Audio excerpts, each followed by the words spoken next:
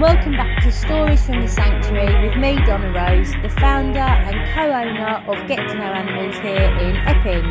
So we're already on episode 2, but before we dive into today's story, I wanted to just take a moment to say something from the bottom of my heart. I've been absolutely blown away by the response to our first episode. It's really been overwhelming in the most beautiful way possible. Every single message, every comment, every single person who reached out, you've really reminded us why we do what we do. And in a world that can sometimes feel so horrible, you've shown us incredible warmth, kindness and love, and your words of support have really been like a massive kiss and a squish, not just to me and Rob, but to every single rescued animal here at the Sanctuary.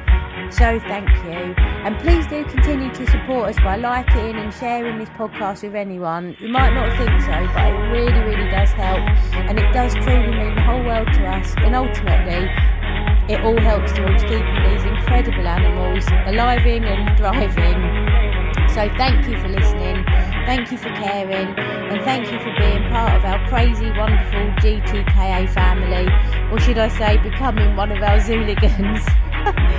So, last week you heard a little bit about how GTKA was born, and honestly I have got an infinite amount of incredible stories to tell you. Some of them are so heartwarming, some of them are heartbreaking, some of them are hilarious, and some of them are just absolutely stark raving bonkers, to be fair. But to be able to tell any of these stories properly, there's a very special person that I have to have here by my side to tell them with me, and that is Rob, aka my Bobbage. So in the last episode, you might remember that I mentioned briefly about how we met, but I just wanted to go into slightly deeper detail about that, as I mean, how can you truly know what our sanctuary is about if you don't know us, who we are? We are the beating heart of Get to Know Animals, and I think you have to know us to know all about what we do and why we do it. So Rob and I actually went to school together, secondary school, and he was 2 years above me. Slightly controversial in school years, but we're away from that now, so it's fine.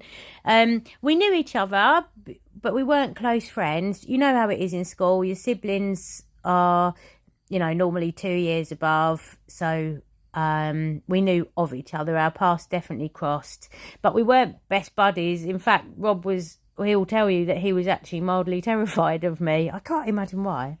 Anyway, after school, we went our separate ways. Life happened. About 20 years of life happened, and then Facebook happened. Now, as you can imagine, and I touched upon, COVID lockdown was tough for everyone, but for me, it really was particularly challenging.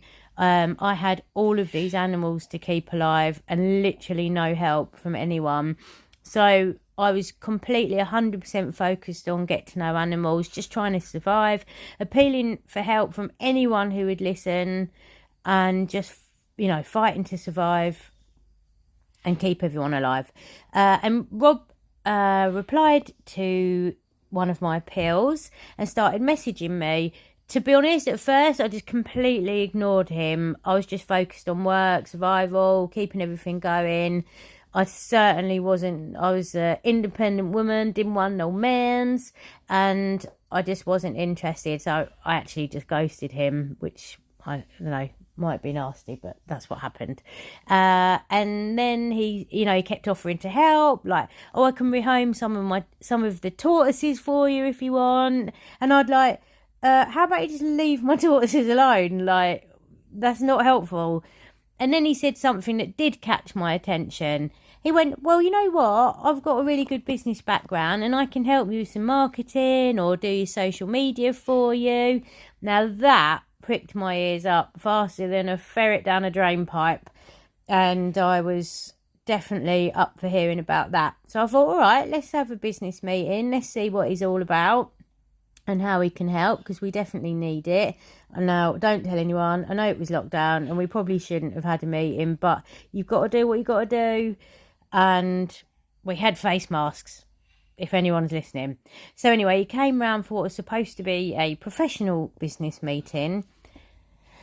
Well, put it this way, within 2 hours, we were in my front room doing karaoke and shots. We'd put the world to right, and I don't think we discussed anything businessy, but we did get on like an absolute house on fire.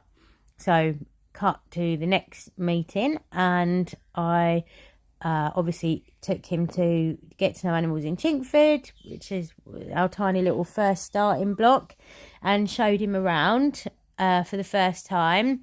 And unfortunately, because obviously we only had skeleton staff at the time, one of the big boa constrictor snakes had, well, let's just say, done its business in its water bath. When I say this tank was absolutely rank, it was like the bog of eternal stench. It really was something else. It was disgusting. And I just thought, do you know what, this will probably make or break. He'll either be okay with it or just run out the door screaming. Either way, I'm fine. So I apologised and I was like, look, I'm really sorry. If you just hang on, I really do have to clean this up. And Rob just rolled up his sleeves and went, no, don't worry, I'll do it. And then there he was, up to his elbows in snake. Well, you can imagine. And Rob doesn't have the best gag reflex, and he's not very good with smells, bless him. But he soldiered through it. And there he was, heaving, coughing, spluttering. And I just looked at him and I thought, yeah, he'll do. But because it was lockdown, obviously there was nowhere we could go. Our only dates were literally a trip to Morrison's or the local supermarket. It's the only date, I think to this day actually, we've only ever been on. So that was our romance, supermarket dates and kitchen karaoke. So after 2 months of meeting, we were having one of our famous kitchen and karaoke nights. And, well, you know what? I am going to bring the man, the myth, the legend in right now to help tell you all about it. Hello, Rob. Well, hello. Hello. Say hello to our Zooligans. Hello, my little Zooligans. Hope you're all well. I've got to be honest, that's the longest wait since being introduced to something that I've ever been through in my life. It's finally nice to get on air. But yeah, no, it has been a bit of a crazy ride, and I think, as one of Donna's favourite sayings is, there's two sides to every argument, and somewhere in the middle is the truth. That's correct. Yeah, and how we met. So we were talking about in the kitchen. Yes. And I remember we were dressed up to the nines because it was date night. It was date night. I had some chicken sausages. To this day, I still don't ever remember eating a chicken sausage in my life. That's because you were not in the compos mentis state of remembering. Well, and I think you had other things on your mind at that time rather than chicken sausages. Well, yeah, obviously there was a plan. And we were listening to music. I had some music on, and what I remember, I just was singing along to this song that I really loved. I can't remember what song it is. And then suddenly the music changed and you started playing Zoom. Just one look and then my heart went boom. And I remember going, Rob, what are you doing? I was listening to that. I liked that song I was listening to. So I turned around to have a pop at you, and there you were on your knee. And then I was like, oh my God, what are you doing? Well, and funnily enough, this was me telling this story, but thank you for that. Again, as always. We're doing it together. Oh, are we? I thought this was me telling my side of the story. Sorry. Right, okay. So, yeah, basically I had a plan. You call that a plan? Well, I was working with limited resources, right? It was lockdown, remember? Oh, so, yeah, okay. Yeah, I know. Go on then, tell the Zooligans how you proposed. So, apparently the kitchen karaoke was going well. Kitchen karaoke was going well. Apparently the sausages were burning, which again is a bit beyond me. Well, they were burning because I was in the middle of cooking and then you interrupted me. Well, what I interrupted you with was quite important, because I was standing there thinking, despite burning chicken sausages, I'm actually going to try and marry this woman. But obviously I hadn't been able to get out for a ring, even, H. Samuel and our H. goose. Samuel? And our goose were closed. It was desperate measures, right? I would have got a proper one eventually. But, yeah, so I sort of was looking around, and I could hear you shuffling about in the background. yeah. Actually, Donna had what she called a man drawer. I was thinking, why are you going down my drawers? No, I was ruffling through Donna's drawers and found a cable tie. No. Dun, dun, dun. So obviously, down on one knee with Fat Larry, just good old setting Fat the scene. Lazar. Setting the scene, letting us know that with just one look, his heart went boom, as did mine, figuratively. And yeah, there I was on one knee. Donna, will you marry me? And she said, yeah, obviously. I mean, those of you that know me, I am pretty much cash of the day. Although over the last few years, you probably need a £10 barbel line. Now. Well, no one else is going to put up with me or clean my snake. Well, yeah, I mean, I must admit, that's one of those things I look back on sometimes. I said, I wonder what would happen if I hadn't have cleaned that snake out. And I now look at the snake every time. And you wouldn't have had a chance. No. So, yeah, 2 months in, we'd known each other, and there we were, engaged. When it's right, it's right. But, you know, and then came the time when we had to tell my parents. Yeah, I mean, I had spoken to your dad before, and your dad, in his true normal fashion, went, yeah, that's a nice idea, you're a nice bloke, yeah, that'll be brilliant, yeah. Not giving a flying, as he usually does about most things in life. I think it was your mum I think he that liked you because you like football. Yeah, I think he appreciated the fact that at the time West Ham... And some people would refer to you as funny. Well, most people refer to me as funny. Most people have got a sense of humour. And I think one of the things that sort of made Pete realise that I was worth liking was that despite being a West Ham fan... I was an optimistic West Ham fan, which he found hilarious. At the time, we just qualified for Europe, so I had every right to be optimistic. Now I'm just a realistic that we're crap again, but there we go. Anywho. So we went round and had dinner with your mum and dad, didn't we? Yes, we did. And my mum, I remember she's, a typical mummy and worrier. And she was like, oh my goodness, what am I going to cook? I don't know what he likes. Maybe he doesn't like anything that I can cook. And she wanted a full menu in advance. And she went to Rob, what do you like for starters? And you replied... Well, main courses, obviously. That kind of broke the ice a bit before the dinner. She didn't really know what to do with it. She didn't know whether I was joking. I was like, I am joking, but yeah, mainly main courses will do. Nothing little. Nothing little. What are you allergic to? Small portions is my stock answer. Was it. Yeah. So, and then we were having the awkward meal and had to, break the news and show them the cable tie. And they were all, really supportive and stuff. But, when they're doing the old, I think the word humouring us. And then Mum said they kind of went a bit serious and they went, do you not think that you should wait a little while? It's only been such a short amount of time. Do you not think you're rushing into anything? And Rob just looked them, and I thought, oh my God, the grilling, here we go. And Rob just looked them dead in the eyes and went... Yeah, basically, I said, well, look, I'm not getting any younger, and she certainly isn't going to do any better. And as it come out, I was like, what have you just said? But actually... But delivered it with such sort of straight-laced vehemency that I was a bit like, well, that come out all right. And then Pete just started laughing. Everyone just started erupting. I was like, and my face, I think they were shocked and it was hilarious. So, yeah, and that just, I think then they just knew we were just one and the same idiot people. And yeah, I mean, I think most people who meet us sort of think that we're basically versions of each other in different male bodies. And female version. Which is great news for you. Perfectly. Bad news for you. Well, I don't know. I think you're all right. That's why I'm going to marry you eventually. So I've got a good idea. Why don't we ask my mum and dad their version? Yeah, no, I think that'd be interesting. Get them in. Okay, let's get them in.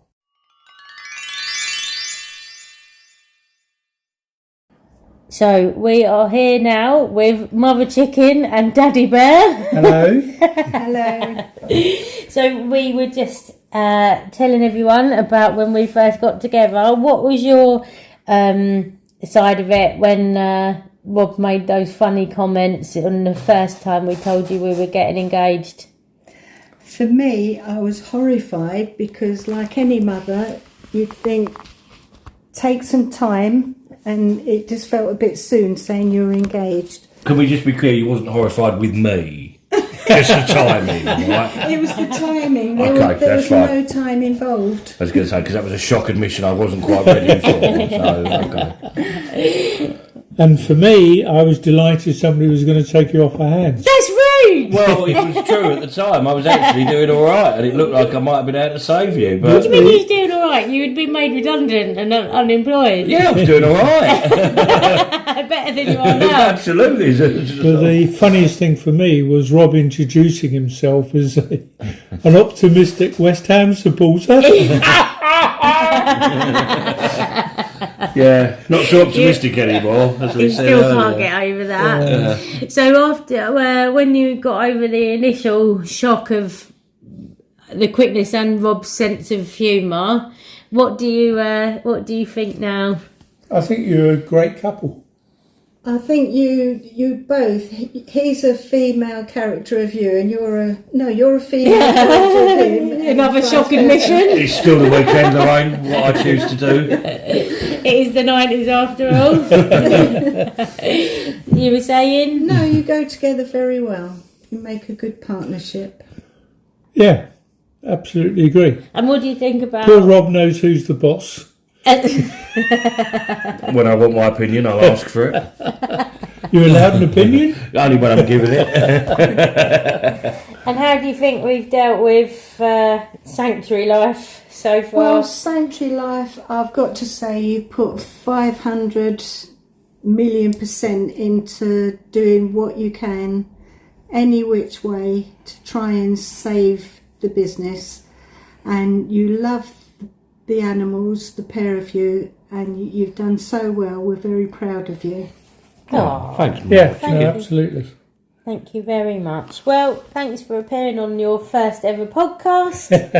And just to close, Mum, whoever doesn't know, my mother works in the gift shop for us, and her party trick is Donald Duck. So, can you give us a sneeze? Only when it's someone's birthday. Here goes. And can you say... Oh. No. And can you say thanks for listening?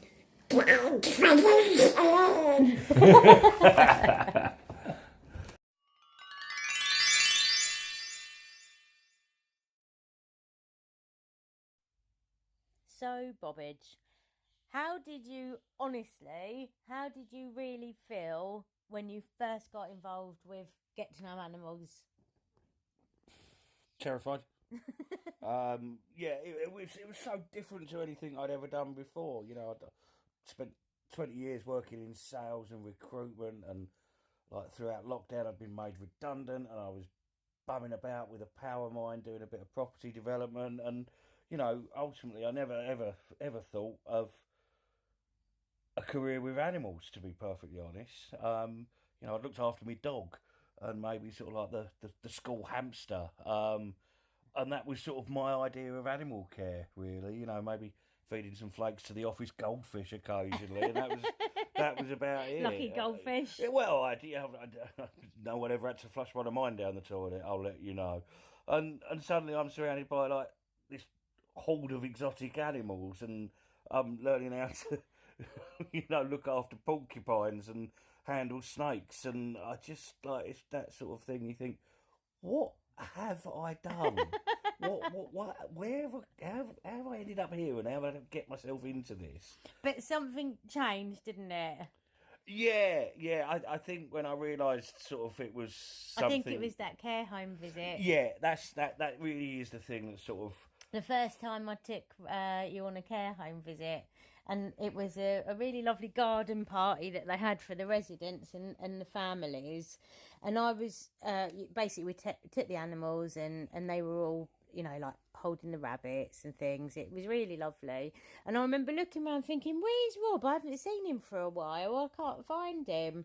And someone said, oh, I think I saw him over there. So I was sort of went to look for him, and there you were, blubbering in the corner. Blubbering clubbing's probably not quite the extent of what was happening. I think I was having a full-on emotional outbreak. Basically, I'd sat with this old lady who had her 2 daughters there with her, and they were both sitting either side, and I'd put this rabbit, I think it was, down in front of her. On her lap. On her lap, and she just started stroking it, which, like, that's the dumb thing, right? I was expecting nothing else but that. And then one of the girls just went to her, "See, Mum, you can use that hand."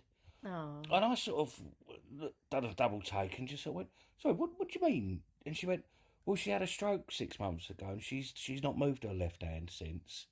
Well, that was it. That was it. I still feel the goosebumps go on my arms now. Like, it is amazing. It was amazing, but, like, quite frankly, it just, like, it must have been a huge amount of pollen in the air because my eyes just started watering. Oh, yeah, and onions. My nose started running. The pollen and the onions. And I had to walk away. I went, "Just give me 1 minute, won't you?" I literally walked into the corner because I didn't want to just cry on old people. And I think it's different. You'd heard me talk a lot about, how powerful the animal therapy can be and all the good things that we do and how amazing some of the transformations are that happen with the contact with animals and people. But experiencing it for the first time and knowing that you instigated that. Yeah, I mean, like, lockdown was tough for everybody, and, like, if it weren't for my dog, I genuinely don't think I'd be in any fit state to be talking to people, let alone operating in public. So I sort of had an idea of, like, what animals could do, but that sort of really brought home to me, like, the power of what Don had been talking about, and where you'd never seen it, you sort of go, yeah. Then you see that happen, and you're like, right, I sort of get this. And for me, it was like, okay, do you know what? I don't see how I could ever do anything but this. Because, like, don't get me wrong, I love putting a macro in a spreadsheet and a bit of conditional formatting. A what in a what? Exactly. Yeah. Like, I love a little bit of spreadsheet and Excel work. But watching someone use their hand for the first time in 6 months and knowing you... After having a stroke. And you facilitated that. It's like, incredible. Like, that's a winner. Like, but not 1-0 just that, me. Right? Seeing the animal... just loving the comfort that they get from us as well, and you're just suddenly in this situation where you see these people just coming alive and the animals that are just so calm and just enjoying. Well, it's an interesting point you make, and we'll cover it in another episode where we'll talk about sort of like the differences between zoos and sanctuaries and animal parks and things like that.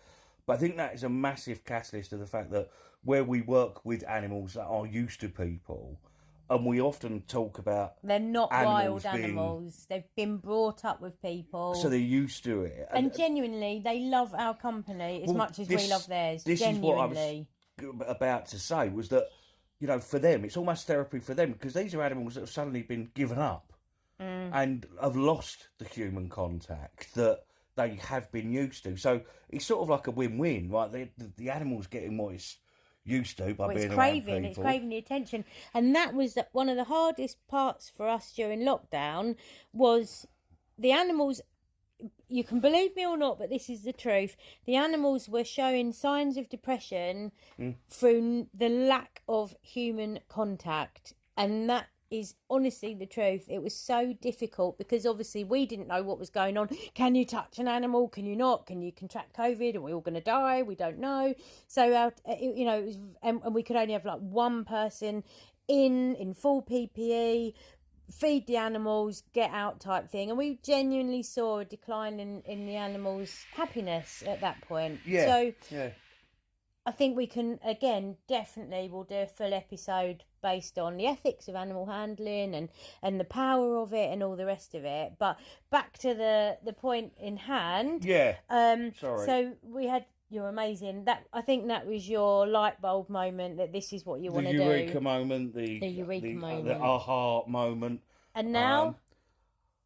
Now I think it's just time that we want to carry on telling more of these stories and making more of these stories. Well, yeah, that's the big thing for us. It's like every day something like this happens. Every day, and it's what you never become sanitised to that. Every single time that you see someone like And again, there's numerous little stories that I can tell you. People coming to the zoo where parents have just turned around and whispered like, "Thank you," like, or their kid's been through something massively traumatic, and these are just normal people who've had just normal life experiences. And the dementia patients that don't know who they are, where they are, and then suddenly you just see them reconnect with the world. Moments of clarity. Yeah, and then their faces light up and they're back in the room, and it's just because they've got a guinea pig on their lap. Yeah, the women's hospital that we go to for mental health, that is truly powerful. That's another really good story, guys, that we will definitely tell you about. Yeah, I think I'm going to cut short there now because. So, but what you're saying is there's some chicken sausages burning in the background. Oh no, not again! I know. Not another cable tie. So what you're saying is you're in it to win it. Well, yeah, definitely. You're here to stay. Yeah, well. So what is next for us and the sanctuary, Rob? Well, I think we're just going to keep growing. We're going to keep rehoming and rescuing as many animals as we can, and ultimately that will help us to keep showing the magic that these animals can create for them and what you can create for those animals. And we might have started it by accident, but it's what I do now. It's my life. It's our life, isn't it? It's our life. It's our soul. It's our reason for getting up every morning. And it might sound dull, but it's part of my life. As Ron Burgundy would say. And every animal has a story. Every story matters, and we are gonna keep telling and making those stories. I think you are very people focused, aren't you? And for me, the animals just I think are the love of my life. You are, but they are. I mean, when people say what's your favourite animal, I get so bored of telling the same story that I love them all. Do you know what I say when people say what's your favourite animal? You. Rob. To be fair, that's my short answer when I'm in the middle of something. And again, we'll probably go into that of like questions not to ask zookeepers because they get bored of it. Yeah. We never get bored of it. But so I think that's a really these poor people have had their ears chewed off long enough, and we could go on and on. But so I think now you've met me, now you've met Rob, and I think you know a lot more about us and how we started. We can start getting into the real nitty gritty, can't we? Next time, we've got loads of guests lined up. Actually, some lovely guest speakers for you. Yeah, so we've got some just unbelievable stories about the building, and I think we're going to try and get some of these poor builders in to share their side of the horrors. We're definitely going to get some of the people in that have had some really profound life-changing moments through the work we do. We want to talk to some of the other sanctuaries that have rehomed animals to us or with us and hear their side of the animal rescue world. We want to talk to some customers, and there's just so many. There's so much, millions and millions. So you have to subscribe. Yes. Please subscribe. You've got so much coming up, and the animal stories. I want to do episodes about each individual, and we've got to talk about Lacoste, the alligator who came from living in a fish tank to playing football. I don't know if you can do this on a spotcast, but I've heard it on social. Drop it in the comments. I don't know if you can, but if you can drop in a comment at all, we would love to hear. Tell us what you want to hear. What do you want to hear about? Exactly. Yeah. Tell us. We will answer all of your questions. We'd love some questions. Throw them at us. We will answer them. And keep liking, subscribing, sharing. Everyone says it, but you know what? That's the only way we grow and get better and save more animals and you lot. And thank you for being our Zooligans. And as we said last time, please give your beloved pets an extra big cuddle and kiss. You're not allowed to kiss animals anymore. No, don't kiss it. Don't kiss them. But little pet kiss them. But don't do that. But just give them an extra big cuddle and a stroke from all of us here at Get to Know Animals. So from Zippy and me. Goodbye, everybody. Goodbye. We'll see you on the next side. We're having an amazing adventure. Thank you, guys. We love you all. See you soon.